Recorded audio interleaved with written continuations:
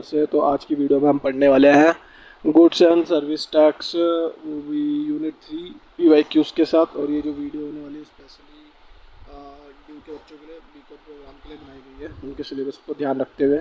ठीक है, तो चलो कंटिन्यू करते हैं अपना आज का पढ़ाई। तो यूनिट 3 में जो सबसे पहला और one of the main topic है वो है इनपुट टैक्स क्रेडिट। तो इनपुट टैक्स क्रेडिट का जो मेन मतलब होता है, मतलब ये एक नया मैकेनिज़्म है जो कि जीएसटी लॉ में इंट्रोड्यूस किया गया गवर्नमेंट के द्वारा। जिसमें होता क्या है कि मान लीजिए एग्जांपल लेते हैं, जैसे मान लो मिस्टर ए ने गुड्स बेचे मिस्टर बी को, ठीक है, और फिर मिस्टर बी को, और फिर मिस्टर बी ने ये सी को बेच दिया जो कि कस्टमर था, ठीक है, और मिस्टर बी रिटेलर था और मिस्टर एक मैन्युफैक्चरर है, ठीक है। ये तो अब देखिए, अब अगर जो मिस्टर ए मिस्टर बी को जो गुड बेचेगा, तो मिस्टर बी को जो गुड्स बेचेगा उससे उस गुड्स में से वो मिस्टर बी गुड जीएसटी की पेमेंट मिस्टर ए को करेंगे, जो कि मिस्टर ए फिर गवर्नमेंट को देगा, ठीक है। और वैसे ही फिर जो गुड्स मिस्टर बी सी को बेचेंगे उसमें से जो जीएसटी की पेमेंट है वो गवर्नमेंट को फिर मिस्टर बी देंगे, ठीक है, सी से लेके। तो अब देखिए, और जैसे इस एग्जांपल में अगर मान लीजिए मिस्टर ए ने बी को कोई सामान बेचा, उसमें से 400 रुपये की जीएसटी ली, वो गवर्नमेंट को दी, और मिस्टर बी ने सी को जो सामान बेचा वो था 800 का, अंदर से 800 का, ठीक है, मतलब सामान जितने का था उसमें से 800 रुपये की जीएसटी थी।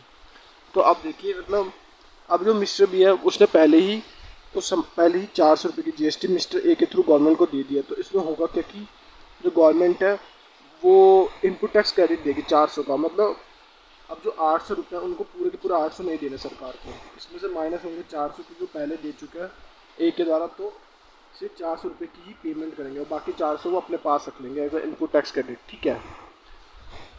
तो यही होता है input tax credit. I hope आपको समझ आ गया हो।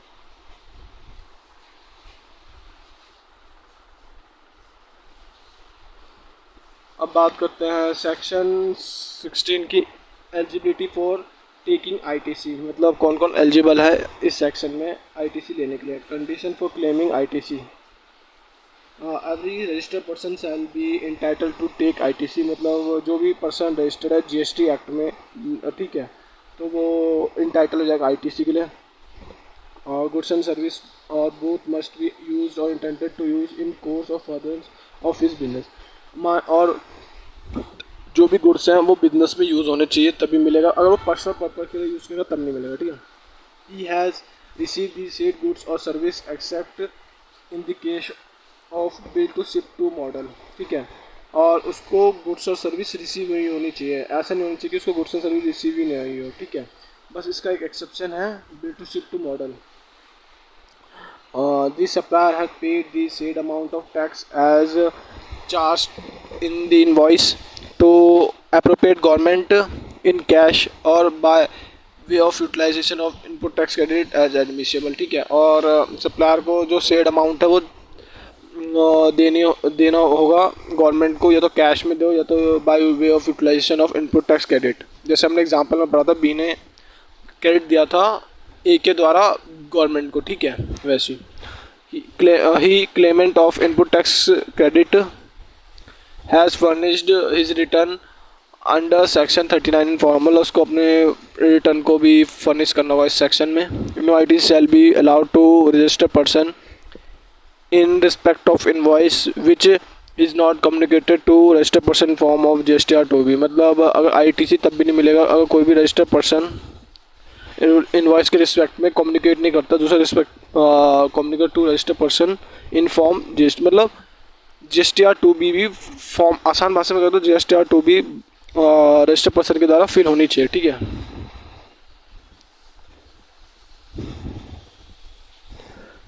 If goods are receive in installment against single invoice, credit can be taken upon last receipt of last installment of good. अगर मान लीजिए गुड्स इंस्टॉलमेंट में मिल रहे हैं, अगर मान लीजिए ऐसा केस है जिसमें गुड्स इंस्टॉलमेंट में आ रहे हैं, तो फिर जो आईटीसी है वो लास्ट इंस्टॉलमेंट में ही मिलेगी, ठीक है, जो क्रेडिट है उसका। If a recipient of goods and service has not paid supplier within 180 days from the date of invoice, the amount equal to input tax credit avail along with the interest in the section shall be paid to by the recipient. अगर मान लीजिए किसी ने goods तो पे कर दिए हैं, मतलब किसी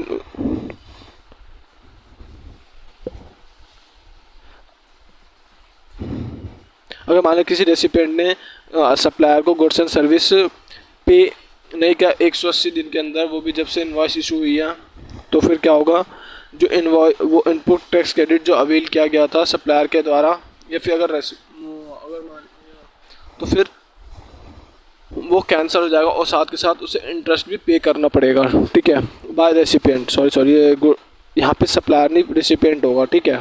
this input tax credit can be reavailed on payment to supplier, और जब सप्लायर को पेमेंट हो जाएगी तब वापस से वो टैक्स क्रेडिट लिया जाएगा, ठीक है। ध्यान रखना यहाँ पे रेसिपिएंट है, गलती से मैंने सप्लायर बोल दिया। एक्सेप्शन क्या क्या है, this condition of payment of value of supply plus tax with in 180 days does not apply in following situation: supply on which tax is payable under reverse charge, deemed supply without consideration, additions made to the value of supplies on the account of supplier liability in relation to such supplies being incurred by recipient of the supplier, ठीक है। तो इन सब केसों में ही 182 days वाले exception है, ठीक है, इनमें अप्लाई नहीं होगा। जहाँ पे डीम सप्लाई हो रहा है, जहाँ पे supply on which under reverse charge mechanism है, ठीक है, और addition to made to value supplies on account of supply liability in relation to such supply be incurred by recipient of supplies, ठीक है। तो इन सब केसों में ही 180 डेज वाली वो नहीं लगेगी, क्या बोलता है, condition. Claim of depreciation on tax component disqualifies a recipient of capital good form availment of ITC. अगर मान लीजिए ये है कैपिटल गुड का केस, अगर देखिए कैपिटल गुड्स का जो सीन है उसमें यह है कि या तो आप जीएसटी में उसका आईटीसी ले लीजिए, ठीक है, अगर आप मतलब गुड्स कैपिटल को खरीद रहे हैं तो, या तो फिर आप इसका वो क्या बोलते हैं इनकम टैक्स एक्ट में डेप्रिसिएशन क्लेम कर दीजिए, ठीक है। देखिए तो जो कैपिटल गुड है या तो सिर्फ आप आईटीसी ले सकते हैं या तो डेप्रिसिएशन, आप दोनों नहीं ले सकते दोनों एक्ट में, ठीक है। अगर मान लीजिए आप आईटीसी लेंगे तो ये हट जाएगा, अगर ये लेंगे तो ये हट जाएगा, ये वाला केस है, ठीक है।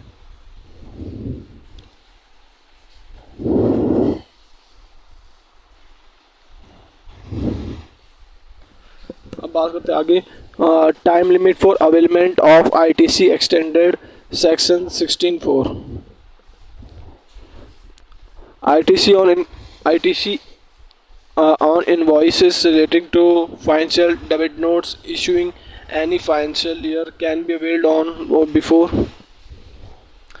देखिए मतलब कोई भी डेबिट नोट या फाइनेंस इनवॉइस है आईटीसी जिसमें लिया जा रहा है तो उसको अवेल कब तक कर सकते हैं आप, मतलब कब तक कर सकते हैं हम, ठीक है, 30 November of succeeding financial year after end of financial year to which such invoice और डेबिट नोट परटेन्स।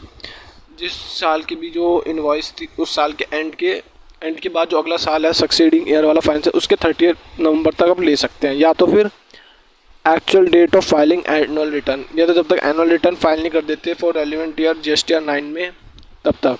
इन दोनों में से जो भी पहले होगा तब तक कि आप उस इनवॉइस का आईटीसी ले सकते हैं, लेट हो गया तब नहीं मिलेगा, ठीक है। मतलब टाइम होता है इसमें भी कि मतलब आपको टाइमली सबमिट करा के वो एनुअल रिटर्न फाइल करके आपको इनवॉइस का आईटीसी मिलेगा, लेट होगा तब नहीं मिलता, कैंसिल हो जाता है फिर आईटीसी भी।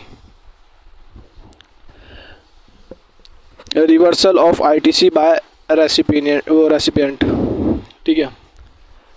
Supplier has filed GSTR 1 but has not filed GSTR 3B till 30 September of next financial. अगर मान देखो जो रेसिपिएंट का जो आईटीसी है वो भी रिवर्स मतलब उल्टा हो जाएगा, मान लो उसको आईटीसी मिल चुका पर वो वापस से सरकार ले लेगी उससे अगर सप्लायर ने जीएसटीआर 1 तो फाइल कर दिया पर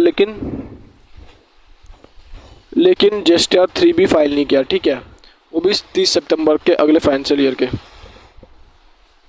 then recipient has reversed the ITC for the same till 30th November of succeeding financial year to which ITC related. या तो फिर अगर रेसिपेंट ने रिवर्स नहीं किया ITC for same till 30 November of succeeding financial to which such ITC related.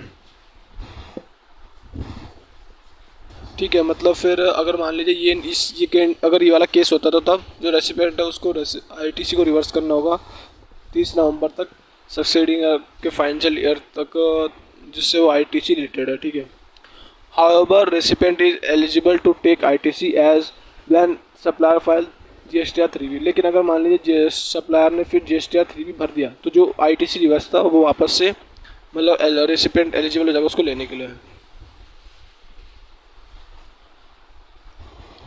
फिर बात करते हैं अब सेक्शन 17 की, apportionment of credit and block credit, where the goods slash service और both used by the registered person partly for the purpose of any business and party for other purpose, IT shall be restricted to such so much of input tax as in attributable to the purpose of business।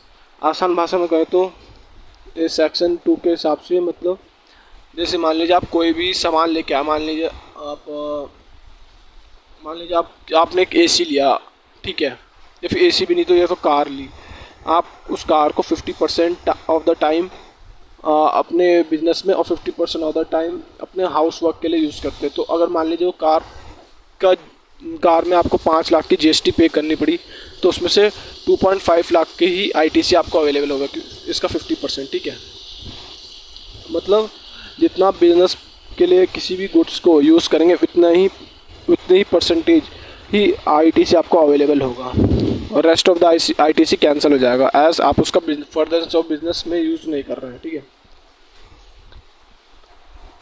Where the goods और service और both are used by registered person partly for the effecting taxable supplies including zero rate supplies and partly for effecting exempt supplies the ITC shall be restricted to so much of the input tax as it is attributable to the said supplies including zero rate supplies। मान लीजिए इसमें भी ये कहा जा रहा है कि जहाँ पे भी गुड्स और सर्विस और बोथ जहाँ पे यूज़ किया जा रहा है रजिस्टर्ड पर्सन के द्वारा partly for effective taxable supplies जिसमें जीरो रेट सप्लाईज हो रहा है, जहाँ पे मतलब गुड्स और सर्विस का इस्तेमाल किया जा रहा है रजिस्टर्ड पर्सन के द्वारा इफेक्टिवली टैक्सेबल सप्लाईज में जिसमें जीरो रेट सप्लाईज भी आती है, and partly for exempt supplies. तो फिर जो ITC है वो इनपुट टैक्स का वो एट्रिब्यूटेबल टू होगा सिर्फ टैक्सेबल सप्लाईज पे। मतलब अगर मान लीजिए आप टैक्सेबल सप्लाई भी कर रहे हैं, एग्जाम्प्ट सप्लाई भी कर रहे हैं, तो टैक्सेबल सप्लाईज जिसमें जीरो रेट सप्लाई भी इंक्लूड है उसी का ही ITC मिलेगा, इसका ITC नहीं मिलेगा। ठीक है, वैसे भी एग्जाम्प्ट होता है।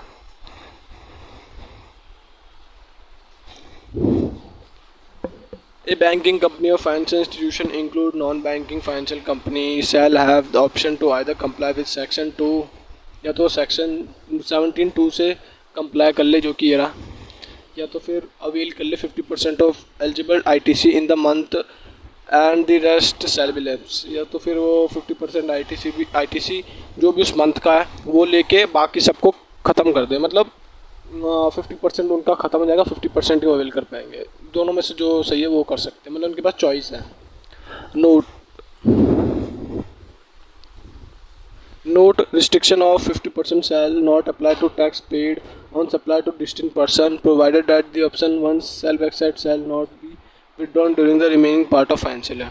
जो रिस्ट्रिक्शन है 50% की वो अप्लाई नहीं होती टैक्स पेड ऑन सप्लाई, मतलब 60% को अगर आप सप्लाईज पे करें तो उसमें ये केस अप्लाई नहीं होता। ठीक है, तो यही सब है।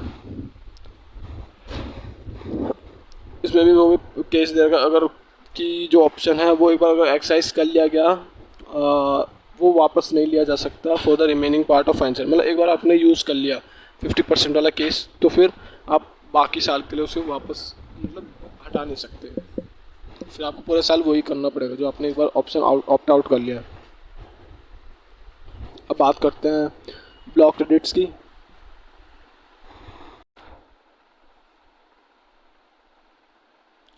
तो अब अब हम पढ़ने वाले हैं ब्लॉक क्रेडिट। तो ब्लॉक क्रेडिट का मतलब यहाँ पे ये है कि किन किन चीज़ों पे आपको आईटीसी नहीं मिल सकता है, ठीक है। तो पहला केस है इसमें motor vehicle, vessel, aircraft.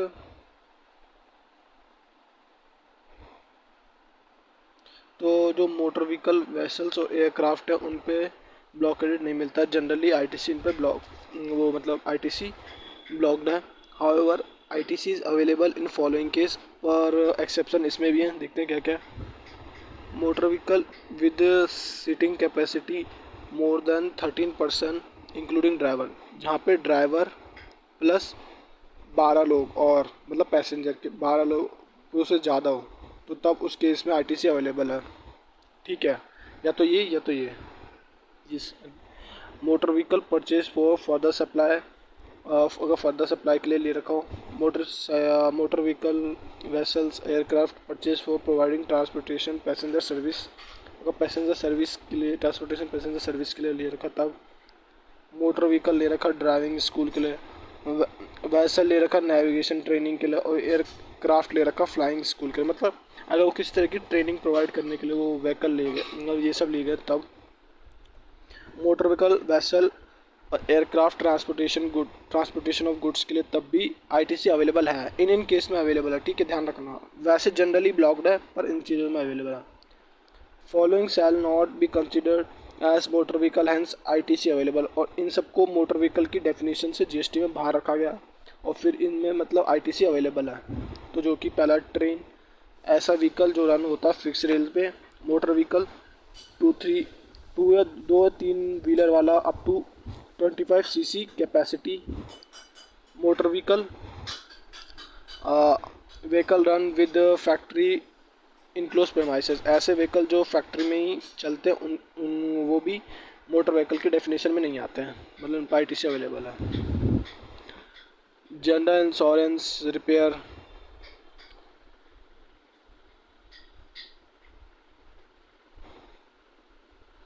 General vehicle insurance, general insurance repair maintenance servicing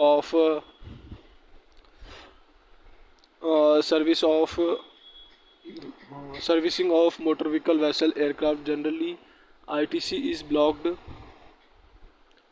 इनमें मतलब जनरल इंश्योरेंस हो गया, मोटर व्हीकल वो repair maintenance servicing of motor vehicle, इन सब का आईटीसी ब्लॉक्ड होता है generally. However ITC is available for following case, इनमें आईटीसी अवेलेबल है पर ITC of motor vehicle available is available, ITC of इनका मतलब देखिए इन केस में अगर ये वाला केस है तो इनके जो इंश्योरेंस, रिपेयर मेंटेनेंस और सर्विसिंग है तो इनका भी आईटीसी अवेलेबल होगी, ठीक है। मतलब अगर व्हीकल्स का इस्तेमाल इन चीज़ों के लिए किया जा रहा है, इन चीज़ों के लिए जो पहले मैंने आपको बताई है, तो फिर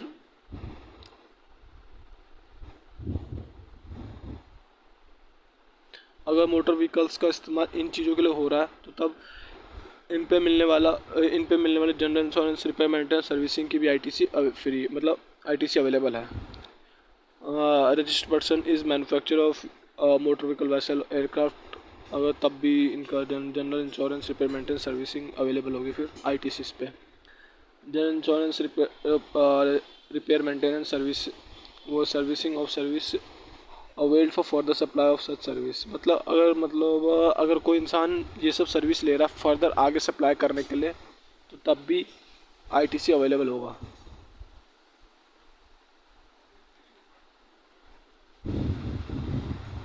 अब बात करते हैं स्पेसिफाइड गुड्स एंड सर्विस की। फूड, बेवरेज, इन पे आईटीसी अवेलेबल नहीं है, बस एक्सेप्शन है इसकी भी। अगर इनवर्ट सप्लाई हो रहा है फॉर फर्दर सप्लाई, अगर सप्लाई आगे सप्लाई करने के लिए अगर इनवर्ट सप्लाई हो रही तब, या तो आइदर कंपोजिट और mixed, such supplies provided to employees to under statutory obligation, अगर ये एम्प्लॉयज़ को प्रोवाइड करी गई है लेकिन तभी जब वो स्टैट्यूटरी ऑब्लिगेशन है तो देखते कौन कौन सी सर्विस है वो। Food beverages, outdoor catering, beauty treatment, health services, cosmetic, plastic service, leasing and renting of motor vehicle, vessel, aircraft, life insurance, health insurance, तो ये सब। फिर बात करते हैं इन नीचे दो वाले की, इन पे भी आईटीसी अवेलेबल नहीं है एज यूजुअल, पर एक्सेप्शन क्या है कि अगर ये सप्लाईज एम्प्लॉयज़ को प्रोवाइड करेगा अंडर स्टैट्यूटरी ऑब्लिगेशन तब अलाउड है, जिसमें आता है travel benefit extended to employees, membership of club, health fitness centre. Work contract service, construction of immovable property, ठीक है, construction of immovable property ITC blocked होता है इसमें, मतलब अगर आप कंस्ट्रक्ट करा रहे हो कोई इमूवेबल प्रॉपर्टी से घर, दुकान, मकान, कुछ भी, तो उस पर आईटीसी ब्लॉक्ड है। Construction of plant and machinery इस केस पे अवेलेबल है, प्लांट मशीनरी कंस्ट्रक्ट करा रहे हो फैक्ट्रीज में, वो सब। Inward supplies of work contract service for further supplies, मान लो आप वर्क कॉन्ट्रैक्ट की सर्विस ले रहे हो ताकि आप उसे और आगे सप्लाई कर सको, तो भी अवेलेबल है। Plant machinery doesn't include telecommunication tower, plant machinery में क्या क्या नहीं आता है, तो मतलब इन पर आईटीसी अवेलेबल नहीं होगा, जो कि है telecommunication tower, pipeline laid down outside the factory, land building, no ITC on above item, इन चीज़ों पे कोई आईटीसी नहीं मिलता है।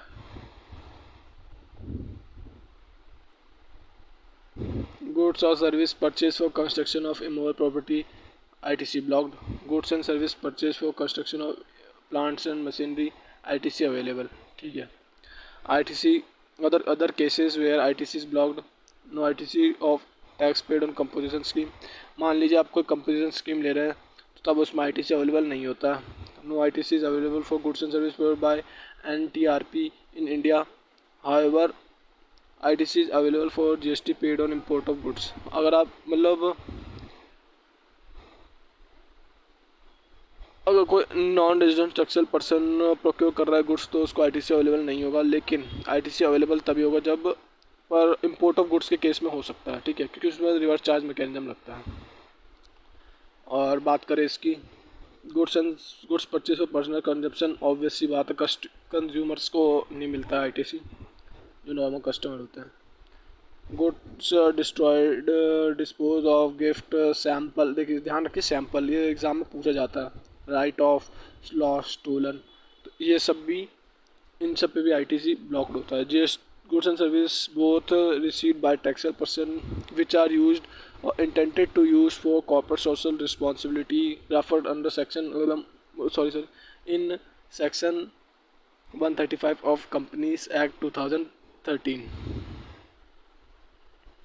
मान लीजिए अगर कोई भी गुड्स एंड सर्विस और बहुत टैक्स रिसीव किया जा रहा है टैक्सेबल पर्सन के द्वारा, जो कि यूज़ करना है कॉर्पोरेट सोशल रिस्पॉन्सिबिलिटी में, जो कि आपने कॉर्पोरेट गवर्नेंस में और कॉर्पोरेट लॉ में पढ़ा होगा, तो इन चीज़ों पे भी आईटीसी इस अगर आप इसके लिए इस्तेमाल कर रहे हैं क्योंकि सोशल वो टैक्स वो सोशल ऑब्लिगेशन होती है और लॉ के हिसाब से मैंडेटरी होते, तो उसमें उसका भी आईटीसी अवेलेबल नहीं होता है। अब बात करते हैं और आगे सेक्शन 18 की, special circumstances for availing ITC, ठीक है। कंपलसरी रजिस्ट्रेशन में देखिए अगर मान लीजिए एक अगस्त को अगर मान लीजिए आपके पास इनपुट्स पड़े थे, इनपुट WIP इनपुट इन फिनिश गुड्स पड़े थे, तो फिर और 2 अगस्त को आप लायबल फॉर रजिस्ट्रेशन हो गए थे, तो फिर 31 अगस्त तक और आप मतलब ठीक है यहाँ, और आपको मतलब 16 अगस्त को आपने अप्लाई किया रजिस्ट्रेशन के लिए, ठीक है। मतलब होता क्या है कि आपको 30 दिन के लिए अप्लाई करना होता है रजिस्ट्रेशन के लिए, ठीक है। तो अगर आपने 30 दिन के अंदर ले लिया तो फिर आपका जो जिस दिन आप लायबल हुए थे रजिस्ट्रेशन के लिए उससे पहले पड़े हुए इनपुट्स जो भी WIP फिनिश गुड्स था उन सब का आईटीसी आपको मिलेगा, ठीक है। अगर आप लेट हो जाते तब नहीं मिलेगा। वॉलंटरी रजिस्ट्रेशन कराते हैं आप, तो वॉलंटरी रजिस्ट्रेशन में मतलब होता है कि आप खुद से रजिस्ट्रेशन लेते हैं, तो अगर 15 सितंबर को अप्लाई करते हैं वॉलंटरी रजिस्ट्रेशन के लिए, और जब आपको वॉलंटरी रजिस्ट्रेशन ग्रांट हो उसके ठीक एक दिन पहले जो भी आपके पास इनपुट WIP फिनिश गुड्स पड़े थे उनका आईटीसी मिलेगा। ध्यान रखिए इन दोनों केस में डिफरेंस यही है कि जब आप लायबल हुए थे रजिस्ट्रेशन उससे एक दिन पहले, यहाँ पे जब आपको मिला तब उससे पहले वॉलंटरी में। और बात करें कंपोजिशन नॉर्मल स्कीम की, अगर मान लीजिए तो 31 मार्च, 31 वो क्या बोलते हैं, 1 अप्रैल को आप कंपोजिशन जो नॉर्मल स्कीम में चले जाते हैं। आपको पता है कंपोजिशन स्कीम में वो आईटीसी नहीं मिलता, पहले नॉर्मल स्कीम में मिलता है। तो उससे एक दिन पहले जो भी आपके पास इनपुट डब्ल्यूआईपी फिनिश गुड्स और सीजी कैपिटल गुड्स पड़े थे, सबका आईटीसी मिलेगा। और सीजी में स्पेशल केस है कि इसमें आपको रिड्यूस होकर मिलेगा, मतलब पूरा आईटीसी नहीं मिलेगा। और फिर बात करते हैं एग्जाम सप्लाईज की, यानी टैक्सेबल मतलब एग्जाम सप्लाई से आप फिर टैक्सेबल सप्लाईज में चले जाते हैं। तो ठीक है, क्या होगा, जैसे कि आपको पता है एग्जाम सप्लाईज की आईटीसी नहीं मिलती है पर टैक्सेबल की मिलती है। तो एक इसमें भी सेम, एक दिन पहले का जो भी आपका input work in progress finish goods वाला इनपुट और कैपिटल गुड्स पड़े होंगे, उनका रिड्यूस आईटी से आपको मिल जाएगा। A registered person shall not entitled to take ITC under subsection 1 in respect of any suppliers of goods or service or bought to him after expiry of 1 year from the date of issue of tax invoice relating to such supply. मान लीजिए एक बार tax invoice का expire हो जाए, 1 साल के बाद एक्सपायर हो जाने के बाद उसको उस चीज़ का आईटीसी नहीं मिलेगा। ठीक है,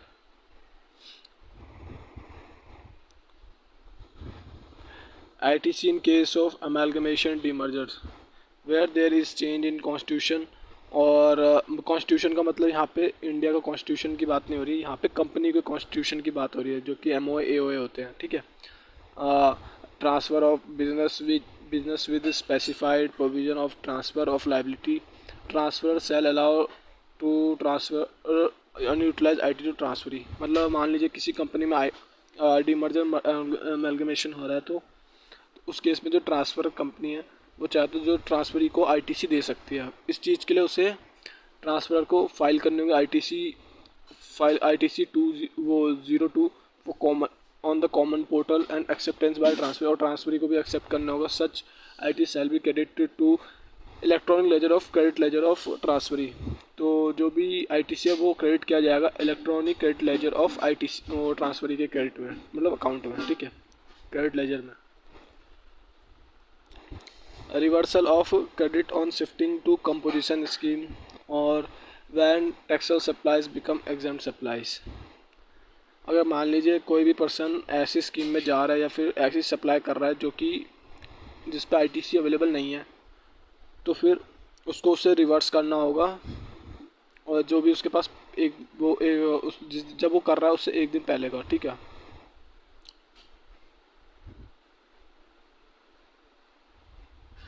जैसे मान लीजिए नॉर्मल स्कीम से कंपोजिशन स्कीम में जा रहे हो, तो उससे एक दिन पहले का जो भी आईटीसी है, जिन जिन चीज़ों का आईटीसी ले रखा है, उन सबको रिवर्स करना होगा।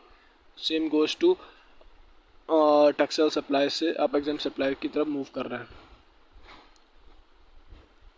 अब बात करते हैं आखिरी पॉइंट की, वो है reversal of tax credit in case of supplies of capital goods on which tax credit has been taken, section 18(6). The registered person shall pay an amount, जो रजिस्टर्ड पर्सन को अमाउंट पे करना पड़ेगा।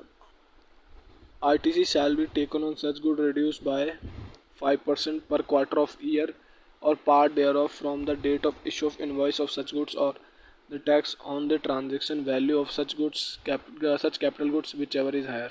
ठीक है, तो इस बेसिस पे आप अपना वो कैपिटल गुड्स का वैल्यू निकालेंगे और फिर उतना ही आपको रिवर्सल करना पड़ेगा अपने टैक्स क्रेडिट का। तो फ़िलहाल के लिए बस ये आईटीसी बस इतना ही सही है। ठीक है, मेन चीज़ें मैंने आपको बता दिया, जैसे कि इसमें सबसे इम्पोर्टेंट तो है, एक तो ब्लॉक क्रेडिट है। ठीक है, इसको जरूर ढंग से जरूर पढ़ लीजिएगा। और एक ये है कि कौन कौन पर्सन एलिजिबल होता है, सेक्शन 16, और सबसे ज़्यादा मेन है इसमें सेक्शन 80, वो ये ब्लॉक क्रेडिट वाला पार्ट। ठीक है, इसे ढंग से पढ़ लीजिएगा। फिर अब बात करते हैं इसमें अब रिवर्स चार्ज मैकेनिज़्म की। तो दोस्तों अब हम पढ़ने वाले हैं आरसीएम रिवर्स चार्ज मैकेनिज़्म। ठीक है, बाय डिफ़ॉल्ट वैसे तो एफसीएम एप्लीकेबल होता है। एफसीएम का मतलब होता है फॉरवर्ड चार्ज मैकेनिज़्म, जिस पे जो सप्लायर होता है वो होता है लायबल टू पे टैक्स टू गवर्नमेंट। मतलब इस लाइन का मतलब है कि जो सप्लायर है वो कस्टमर से पैसे लेके गवर्नमेंट को पे करता है। Supplier record GST from customer and deposit to government. ठीक है, और जबकि जो आरसीएम में क्या होता है, मतलब नोटिफाइड सप्लाईज में आरसीएम एप्लीकेबल होता है, जहाँ पे जो रेसिपिएंट होता है लायबल टू पे जीएसटी डायरेक्टली टू गवर्नमेंट। अब यहाँ पे क्या होता है, सप्लायर की बजाय कस्टमर ही डायरेक्टली पे और डिपॉजिट करता है गवर्नमेंट को जीएसटी, ठीक है। तो जिसका पहली नोटिफाइड सर्विस है वो है स्पॉन्सरशिप की सर्विसेज, जो कि एडवर्टाइजमेंट सर्विस होती है, ठीक है। जब भी कोई सर्विस प्रोवाइडर, कोई भी पर्सन है, वो सर्विस रिसिपिएंट को कोई सर्विस दे रहा है, स्पॉन्सरशिप की सर्विस, अगर वो किसी बॉडी कॉर्पोरेट पार्टनरशिप को दे रहा है तो आरसीएम में जाएगा। अगर मतलब सर्विस रेसिपिएंट कोई बॉडी कॉर्पोरेट है या पार्टनरशिप फर्म है, ठीक है, तो आरसीएम में। लेकिन अगर कोई एनी अदर पर्सन है, तो कोई इंडिविजुअल है, तब एफसीएम में, ठीक है। और सर्विस ऑफ डायरेक्टर, अगर कोई डायरेक्टर सर्विस दे रहा है कंपनी को इंडिपेंडेंट कैपेसिटी, मतलब ना कि डायरेक्टर के तौर पे, तो एफसीएम। और अगर वो सर्विस दे रहा है कंपनी को एज अ एम्प्लॉय, ठीक है, तो जीएसटी लगेगी ही नहीं, जो कि हमने पढ़ा भी था। और service as director to company that is attending board meeting etcetera, तब आरसीएम लगेगा। अगर वो डायरेक्टर के तौर पे सर्विस दे रहा, बोर्ड मीटिंग अटेंड कर रहा था। इंश्योरेंस एजेंट की सर्विस, सिंपली देखा जाए तो अगर कोई भी सर्विस रेसिपिएंट, अगर कोई सर्विस प्रोवाइडर सर्विस रेसिपिएंट को सर्विस दे रहा है, तो इंश्योरेंस की, ठीक है, इंश्योरेंस एजेंट की सर्विस दे रहा है, तो उस केस में क्या होगा, आरसीएम एप्लीकेबल होगा। जैसे कोई इंश्योरेंस कंपनी ने मिस्टर एक्स, एक एजेंट है जो कि सर्विस प्रोवाइडर, उन्हें उसे इंश्योरेंस एजेंट की सर्विस मांगी ताकि वो पॉलिसी बेच सके मिस्टर वाई कस्टमर को। इस केस में क्या होगा, यहाँ पे आरसीएम लगेगा, ठीक है। और जबकि जो जो इंश्योरेंस कंपनी ने जो कस्टमर डायरेक्टली वाई को बेचा है मिस्टर एक्स के थ्रू, तो यहाँ पे एफसीएम लगेगा, ठीक है। बाकी बात करते हैं अब बस रिकवरी एजेंट की। रिकवरी एजेंट, अगर कोई बैंक लोन के अमाउंट रिकवर करना चाहता है, उसके लिए वो रिकवरी एजेंट की सर्विस लेता है। तो फिर जो भी रिकवरी एजेंट की सर्विस जो बैंक ने लिया है, उसको जो कमीशन पेश करेगी, तो उस पर आरसीएम लगेगा, मतलब बैंक को ही वो पैसा गवर्नमेंट को पे करना होगा, ठीक है।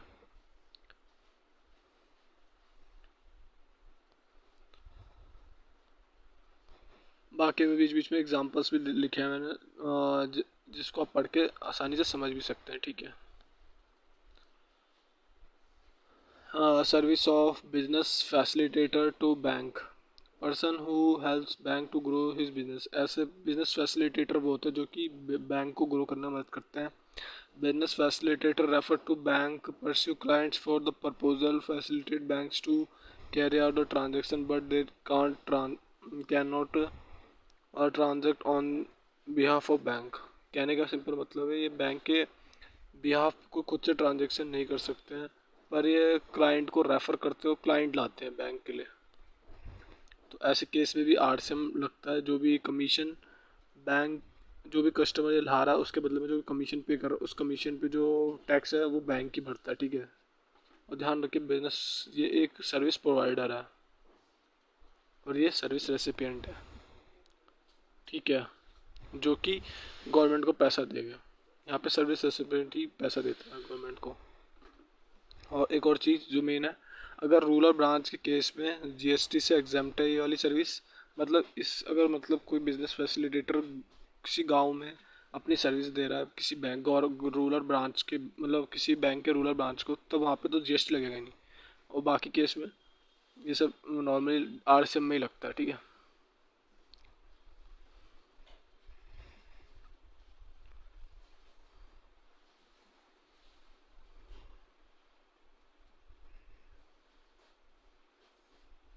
अब बात करते हैं business correspondent service to bank. ये मतलब सिमिलर होती है बैंक फैसिलिटेटर से, बस इसमें एक ही फ़र्क होता है कि इसमें ट्रांजैक्शन ऑथराइज होती है बिजनेस कॉरेस्पॉन्डेंट के द्वारा, मतलब कि वो एक्सेप्ट कर सकता है डिपॉजिट, पैसे दे सकता है बैंक के बिहाफ पे, ठीक है। तो इसमें मेनली यही है। इसमें भी एक चीज़ ध्यान रखना कि जो रूरल ब्रांच है वो एग्जाम्प्ट है, ठीक है, मतलब रूरल ब्रांच पे कोई टैक्स नहीं लगता अगर रूरल ब्रांच पे है। बाकी बात करते हैं selling of financial product, mutual funds हो गया, investment policy, credit card etcetera. Direct selling agent DSA अगर सेल कर रहा फाइनेंशियल प्रोडक्ट सर्विस बैंक को एनबीएफसी को उसके बदले में वो कमीशन पे कर रहा है तो उस पर आरसीएम लगता है।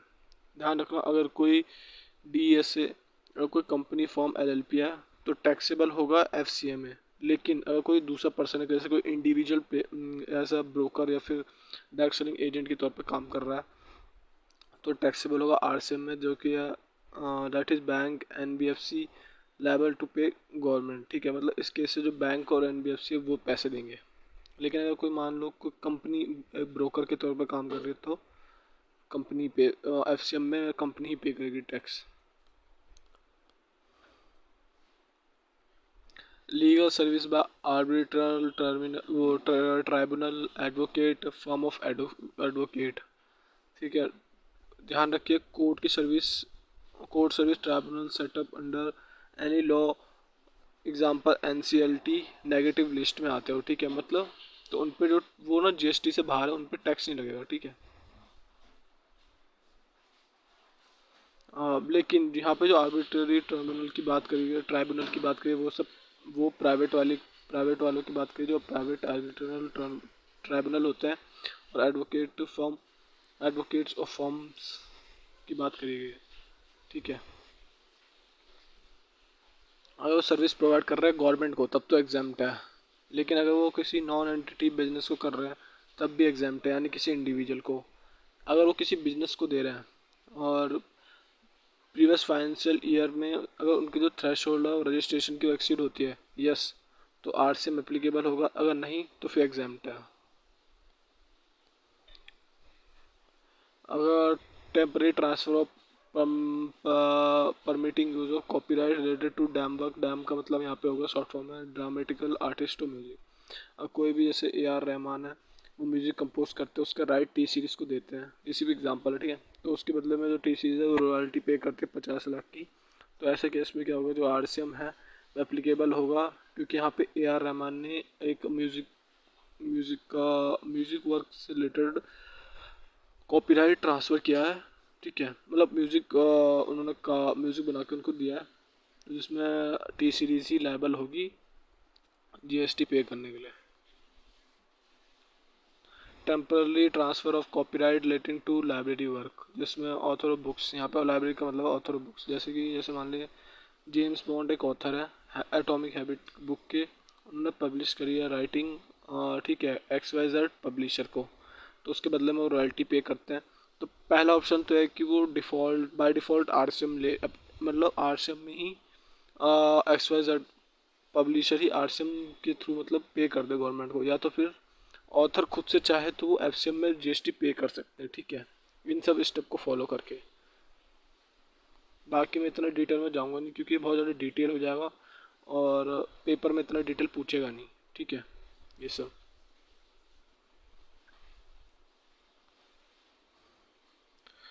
renting of motor vehicle, car given on rent, RCM shall applicable in following condition as satisfy motor vehicle meant to carry passenger, car bus service provider।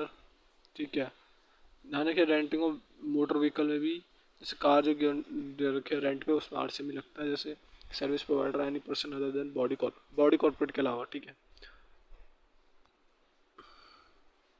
Service recipient body corporate cost of fuel is included in the amount of charge as consideration. Rent include cost of fuel in our if our condition are satisfied, RCM applicable होगा। Body corporate has to pay GST at the rate 5%, इसमें set कर रखा पहले से। Supply is not allowed to avail ITC except on GST paid on inward supplies of renting a motor vehicle। बाकी आप example देख सकते हैं। सिक्योरिटी सर्विसेज केस 1, अगर service provider non body corporate है, जैसे मिस्टर एम सूरज शाह सिक्योरिटी सर्विस। ठीक है, सिक्योरिटी गार्ड पे जैसे मान लीजिए वो एक education institute company business registered under GST, उसको दे रहे हैं तो आरसीएम लगेगा। अगर कोई सिक्योरिटी सर्विस की सर्विस दे रहा है, ठीक है, ध्यान रखना यहाँ पे जो सिक्योरिटी सर्विस दे रहा है वो नॉन बॉडी कॉर्पोरेट है, और किसी अनरजिस्टर्ड पर्सन को दे रहा है तब एफसीएम लगेगा। ठीक है, लेकिन अगर केस 2 में और मान लीजिए जो सर्विस प्रोवाइडर है यानी जो सिक्योरिटी सर्विस दे रहे हैं वो बॉडी कॉर्पोरेट है, ठीक है। जैसे कि ए लिमिटेड एक सिक्योर सर्विस प्रोवाइडर है, वो कंपनी है, सिक्योरिटी की सर्विस देते हैं रजिस्टर्ड पर्सन को और अनरजिस्टर्ड पर्सन दोनों केस में फिर एफसीएम लगेगा, ठीक है। ध्यान रखना अगर कोई बॉडी कॉर्पोरेट सर्विस देगी तो एफसीएम लगेगा इसमें, इस केस में। Service by good transportation agency, कोई good transportation agency sir person providing goods transportation service by road plus issue करता consignment note of it bill. तो मॉडल 1 में बाय डिफ़ॉल्ट आरसीएम एप्लीकेबल होगा। जीटीओ अलाउड नहीं है claim करना ITC, मतलब जो गुड्स एंड सर्विस ट्रांसपोर्टेशन वो आईटीसी क्लेम नहीं कर सकती। और जीएसटी का रेडियो साइज पे फिक्स है जो कि 5%। ऑफिस ऑन रेंट जीएसटी ये सब है, जैसे मान लीजिए ये सब उन्होंने इनवर्ट सप्लाईज लिया है जीएसटी में तो इसका आईटीसी अलाउड नहीं होगा, ठीक है।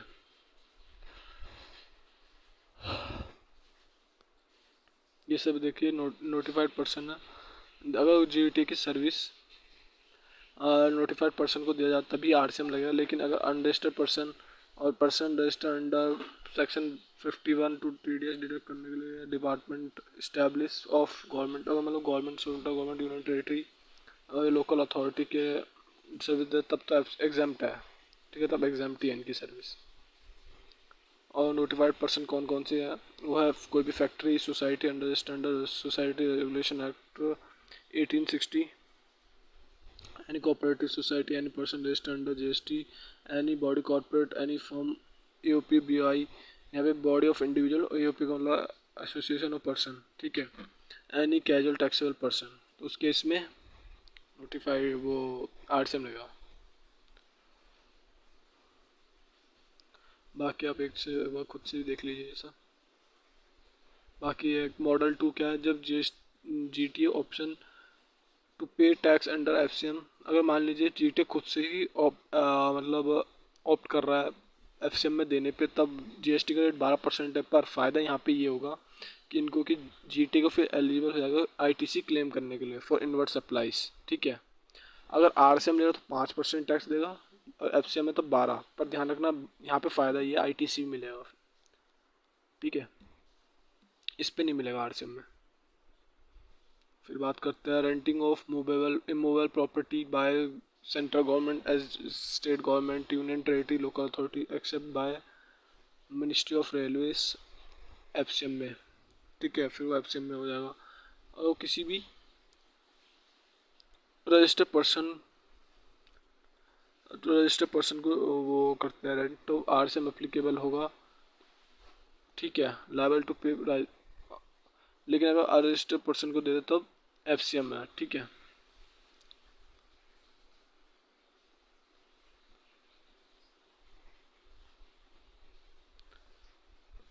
Renting of immovable property by any person other than CGSG UTLA, ठीक है।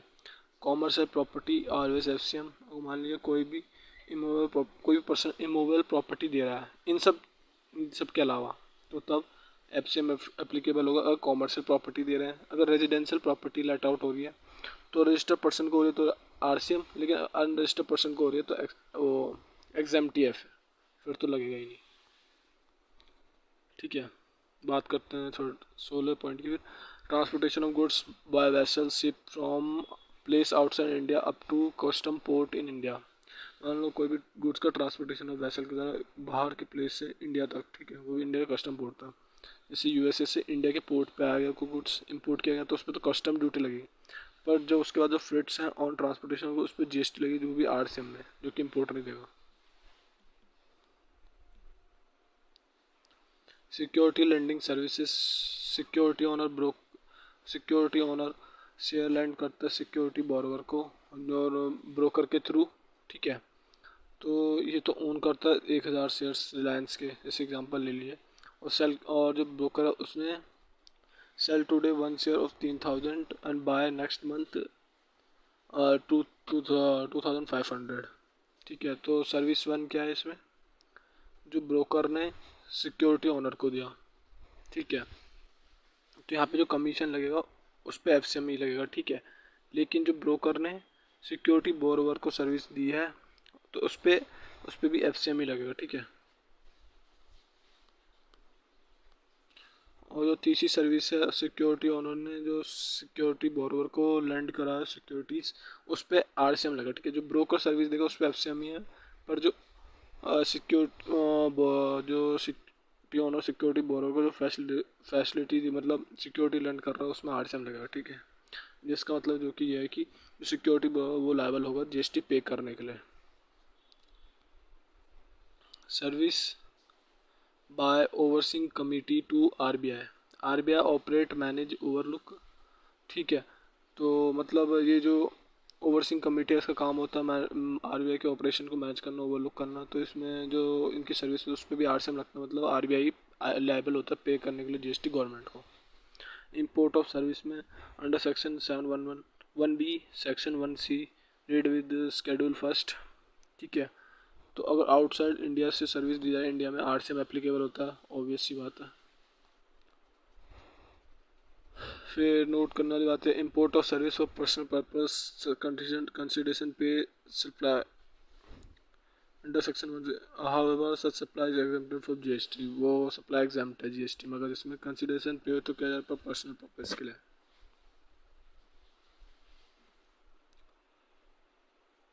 ठीक है, तो यहीं पे अपना आरसीएम भी ख़त्म होता है। अब बात करते हैं पीवाईक्यूज़ की, ठीक है। तो देखते हैं अपना पहला क्वेश्चन पीवाईक्यू का, जो कि 3 है। इसमें briefly discuss the rules for input tax credit on capital good, जो कि मैंने आपको भी ऊपर बताया था, आपको वही सेम टू सेम लिखना है इस पर। कैपिटल गुड्स का कैपिटल गुड्स में जो भी रूल्स होते हैं इनपुट टैक्स क्रेडिट क्लेम करने का, वो जैसे मतलब उसका फॉर्मूला लिख देना है। और ये जी मैं आपको वो बता भी देता हूँ,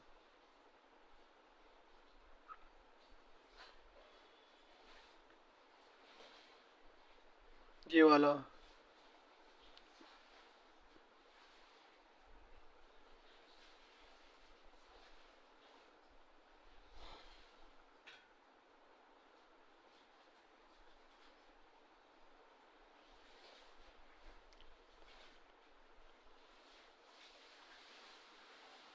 एक तो ये वाला फॉर्मूला लिख देना आपको इस पे, ये रिवर्सल का केस, ठीक है।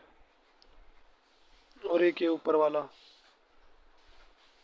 जिसमें मतलब अगर आप नॉर्मल अगर कंपोजिशन से नॉर्मल स्कीम में जाओ तो कैसे आपको रिड्यूस वो मिलेगी कैपिटल गुड्स, वो कैपिटल गुड का आईटीसी और ये सभी, ठीक है। और कैपिटल गुड में ये भी था कि अगर आप आईटीसी के ऊपर मतलब, या तो आप आईटीसी ले सकते हो डेप्रिसिएशन पूरी तरीके से, मतलब डेप्रिसिएशन भी क्लेम नहीं कर सकते और ना कि, और मतलब जो जीएसटी का अमाउंट अगर आप उस पर वो डेप्रिसिएशन क्लेम करते हैं तब आपको आईटीसी नहीं मिलेगी। अगर आप डेप्रिसिएशन नहीं लेते हैं जीएसटी के अमाउंट पे तब आपको आईटीसी मिल जाएगी, ठीक है। तो ये सभी,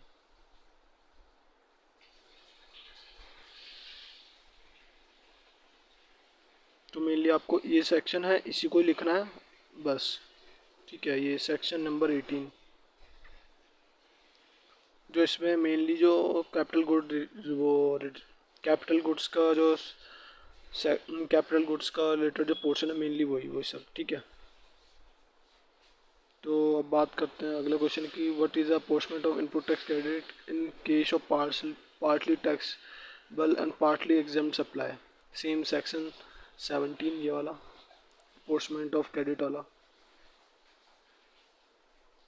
जैसे कि आप देख सकते हैं ये इसमें भी ये वाला केस, ठीक है। इसको बस थोड़ा एक्सटेंड करके एग्जांपल के साथ लिख दीजिएगा। फिर बात करते हैं difference between forward and reverse charge mechanism, बता ही दिया मैंने आपको, आप आराम से इसको अपने वर्ड्स में लिख सकते हैं एग्जांपल के साथ। Outward supplies outward supply under reverse charge and inward supply under, आपको यहाँ पे बताना है difference outward supply and inward supply, वो भी रिवर्स चार्ज में, ठीक है। तो आप बता दीजिएगा कि रिवर्स जो कि मैंने अभी आपको बताया था मेनली यही कि जैसे कि अगर आप इनवर्ड में कोई सप्लाई लेते हैं तब आरसीएम देना पड़ता है, जबकि आउटवर्ड सप्लाई में आपको आरसीएम नहीं देना पड़ता। आपका जो कस्टमर है या फिर आपको या आपका जो सर्विस रिसिपिएंट है वो टैक्स प्रोवाइड करेगा। एग्जांपल आप दे सकते हैं, अभी हमने आरसीएम के इतने सारे केसेस देखे हैं उसका, ठीक है। फिर बात करते हैं मेन पोर्शन आ गया यहाँ से, ये है सब न्यूमेरिकल है, ठीक है, ये सब थ्योरी था। Determine the amount of input tax credit admissible to Z in respect of following item in month of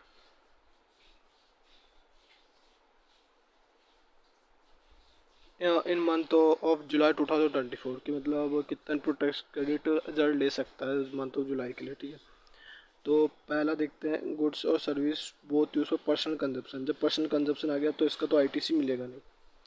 free sample distributed for the by the company.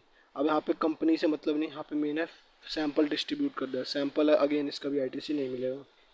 अब यहाँ पे वर्क्स कॉन्ट्रैक्ट है, सर्विस प्रोवाइडेड बाय सब contract to main contractor. अब यहाँ पे work contract की service लेगा, फर्दर सप्लाई करेगा तो इसका आईटीसी मिलेगा। Further supply area work contract है तो आईटीसी मिलता है, ये एक्सेप्शन है। ठीक है, वर्क्स कॉन्ट्रैक्ट का। स्टेशनरी परचेज, इसका भी आईटीसी मिल जाएगा।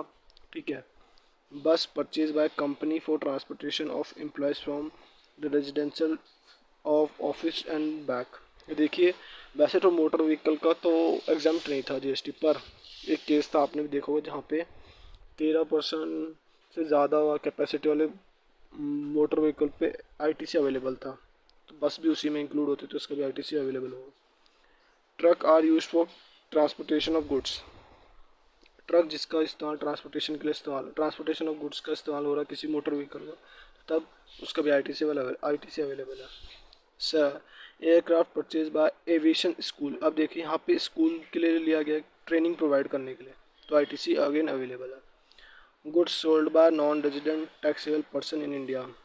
अब गुड्स सोल्ड किया जा रहा है एक नॉन टैक्सेबल पर्सन के द्वारा। ठीक है, तो यहाँ पे भी आईटीसी अवेलेबल है, क्योंकि यहाँ पे जो है गुड्स सोल्ड हो रहा है, यहाँ पे जो नॉन रेजिडेंशियल टैक्सेबल पर्सन है वो ले नहीं रहा, उल्टा दे रहा है। ठीक है, तो जो जो भी वो आउटवर्ड में सप्लाई कर रहा है उसका आईटीसी उसे मिलेगा। ठीक है, और raw material to be used in canteen. ध्यान रखिए, अगर कैंटीन, वैसे तो इस पर देखिए अभी तो यहाँ पे कुछ स्पेसिफिकली बता नहीं रखा, तो यहाँ पे आईटीसी अवेलेबल होगा, ऐसा हम सोच रहे हैं कि रजिस्टर्ड है। अगर लेकिन अगर कंपोजिशन स्कीम्स में अगर रजिस्टर्ड है तब नहीं अवेलेबल होगा यहाँ पे। ठीक है, जिसमें लोअर टैक्स रेट पे करना पड़ता है जो कि 5% है, लेकिन अगर 18% पे कर रहे हैं तब आईटीसी अवेलेबल होगा। पर यहाँ पे जैसे कुछ बता नहीं रखा, तो हम ये मानेंगे कि ये कंपोजिशन स्कीम नहीं, नॉर्मल स्कीम वाला है, तो हम इसको अलाउ कर देंगे। ठीक है, goods use for construction of residential building. देखिए, यहाँ पे गुड्स का इस्तेमाल किया जा रहा है कंस्ट्रक्शन करने के लिए, वो भी रेजिडेंशियल बिल्डिंग। अब जो रेजिडेंशियल बिल्डिंग है उस पर आईटीसी अवेलेबल नहीं होता उसकी कंस्ट्रक्शन के लिए किसी भी तरीके से, तो फिर इसका भी आईटीसी नहीं मिलेगा। ठीक है, तो जो जो टिक टिक है आप उसका अमाउंट टोटल करके दिखा सकते हैं, इनपुट टैक्स क्रेडिट जेड को इतना मिलेगा। ठीक है, अब डिस्कस करते हैं, वो discuss given below which of the following लाइब will be liable to make payment of GST to government in the following case. तो मतलब कौन लायबल होगा नीचे दिए गए केस में गवर्नमेंट को लाइव टैक्स पे करने का। ठीक है, mister N service insurance agent. ठीक है, provides insurance agent services to mister X for the commission of 10,000। यहाँ पे क्या केस दे रखा है कि जो मिस्टर एन है वो इंश्योरेंस एजेंट की सर्विस प्रोवाइड करते हैं। ठीक है, किसको? मिस्टर एक्स को। तो ध्यान रखें, हमने जैसे ऊपर पढ़ा था कि अगर कोई भी इंश्योरेंस एजेंट की सर्विस प्रोवाइड कर रहा है तो उसमें आरसीएम लगता है। यहाँ पे मिस्टर एक्स ही टैक्स पे करेंगे एज ए सर्विस रिसिपिएंट है। ठीक है, मिस्टर एन ने एक्स को अपनी सर्विस दी है। और यहाँ पे ध्यान रखिए, यहाँ पे कोई भी ऐसा क्वेश्चन नहीं है कंपनी वाला की कंपनी दे रही है, इंडिविजुअल दे रहा है, कोई भी दे आरसीएम में एप्लीकेबल हो। Cashew nuts supply bye agriculturist. ठीक है, अगर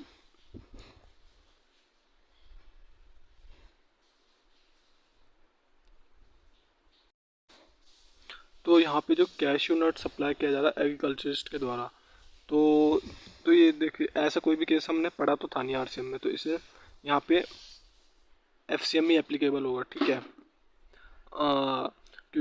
तो फिर इसमें क्या होगा, जो एग्रीकल्चरिस्ट होगा जो सप्लाई कर रहा है तो वही टैक्स पे करेगा एज एग्रीकल्चरिस्ट, किसी और को अपना मतलब सर्विस रेसिपिएंट को कैल्शियम प्रोवाइड कर रहा है। जो भी मनी आएगा वो मनी से गवर्नमेंट को एग्रीकल्चरिस्ट ही जीएसटी पे करेगा एफसीएम में। Mister A import goods from Y of Australia 10,000। ध्यान रखिए इम्पोर्ट ऑफ गुड्स हो रहा है तो मिस्टर एक्स ने किया तो मिस्टर एक्स ही वो मिस्टर ए ही गुड्स पे करें, वो आरसीएम में टैक्स पे करेंगे, ठीक है, गवर्नमेंट को। Supply of service by non executive director to company, जैसे हमने पढ़ा था, तो ये नॉन एग्जीक्यूटिव डायरेक्टर की सर्विस में आरसीएम लगता है तो कंपनी ही पे करेगी यहाँ पे। Sponsorship service provider company to partnership firm. अब देखिए, अब जैसे कि हमने ऊपर पढ़ा था, मैं आपको दिखा भी देता हूँ एक बार। जो सबसे पहला केस ही था, अगर कोई स्पॉन्सरशिप, कोई भी पर्सन अगर स्पॉन्सरशिप सर्विस प्रोवाइड कर रहा है, यहाँ पे कंपनी प्रोवाइड कर रही थी, ठीक है, कंपनी प्रोवाइड कर रही थी किसको, एक सर्विस रेसिपिएंट को, जो कि था पार्टनरशिप फर्म, तो आरसीएम एप्लीकेबल होगा। अगर यहाँ पे कह देता इंडिविजुअल को प्रोवाइड करे तो आरसीएम एफसीएम लगता, लेकिन क्वेश्चन में देखा था पार्टनरशिप तो आरसीएम लगेगा, तो कंपनी वो सॉरी तो इस केस में जो जो सर्विस रेसिपिएंट है, जो कि है पार्टनरशिप फर्म, वही आरसीएम में पे करेगी जीएसटी। ध्यान रखिए आरसीएम में सर्विस रिसिपिएंट टैक्स पे करता है, जबकि एफसीएम में सर्विस सर्विस प्रोवाइडर टैक्स पे करता है, ठीक है, गवर्नमेंट को। तो supply of good transportation agency in respect of transportation goods by road, तो साफ पता है इसमें हमको कि इसमें भी आरसीएम लगेगा, ठीक है। और जिसको वो टू प्रोवाइड कर रहा है गुड्स, यहाँ पे क्योंकि स्पेसिफिकली कहा नहीं गया है तो तब हम मानेंगे वो नोटिफाइड पर्सन को ही कर रहा है, और जो नोटिफाइड पर्सन है वही टैक्स पे करेगा आरसीएम में, ठीक है। Service provide by arbitral terminal to individual. अब देखिए यहाँ पे जो केस है, यहाँ पे जो है जीएसटी एग्जाम्प्ट होगी, मैं बताता हूँ क्यों। जैसे कि हमने ऊपर पढ़ा था,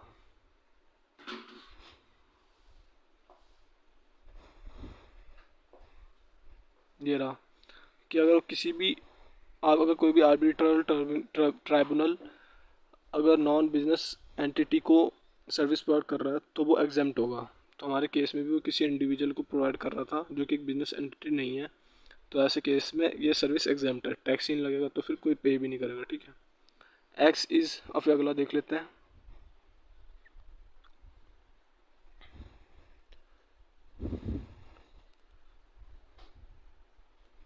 अगला देख लेते हैं मिस्टर एक्स रजिस्टर्ड पर्सन, वो अनरजिस्टर्ड पर्सन है, मिस्टर एक अनरजिस्टर्ड पर्सन है। Supply of renting of immovable property other than residential dwelling. अब यहाँ पे कह दिया रेजिडेंशियल ड्वेलिंग के अलावा, तो यहाँ पे होगा क्या, कॉमर्शियल प्रॉपर्टी हो गया, इनडायरेक्टली कह रहा है कॉमर्शियल प्रॉपर्टी को वो मतलब लेट आउट कर रहा है टू ए रजिस्टर्ड पर्सन। अगर कॉमर्शियल प्रॉपर्टी लेट आउट हो रही है तो यहाँ पे ऑफ कोर्स ही बात है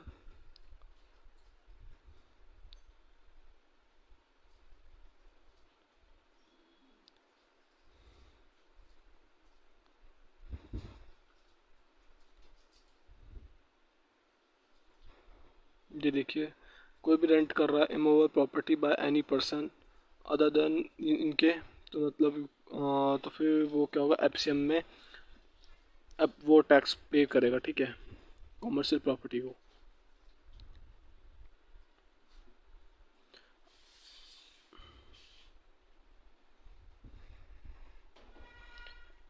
अनरजिस्टर्ड पर्सन है, उसने कॉमर्शियल प्रॉपर्टी दी है रजिस्टर्ड पर्सन को, तो फिर क्योंकि यहाँ पे तो कॉमर्शियल प्रॉपर्टी दी गई है तो एफसीएम लगेगा। लेकिन यहाँ पे एक ट्विस्ट ये है कि वो पर्सन अनरजिस्टर्ड है। क्या अनरजिस्टर्ड का मतलब ये हो सकता है यहाँ पे कि उस बंदे का मतलब थ्रेशोल्ड मीट नहीं हुआ, तो फिर ऐसे केस में जीएसटी लगेगा ही नहीं, ठीक है। तो इस केस में भी जीएसटी लगेगा नहीं। ये थोड़ा स्पेशल केस दे रखा है इन्होंने, पर ठीक है कोई नहीं। तो यहीं पे आप सबके PYQs ख़त्म होते हैं, ठीक है, तीसरे यूनिट के भी। और अब मिलते हैं हम अगले यूनिट में, तब तक के लिए बाय बाय, और आशा करते हैं आपके एग्ज़ाम्स बहुत ही अच्छे जाएं। वीडियो देखने के लिए थैंक यू।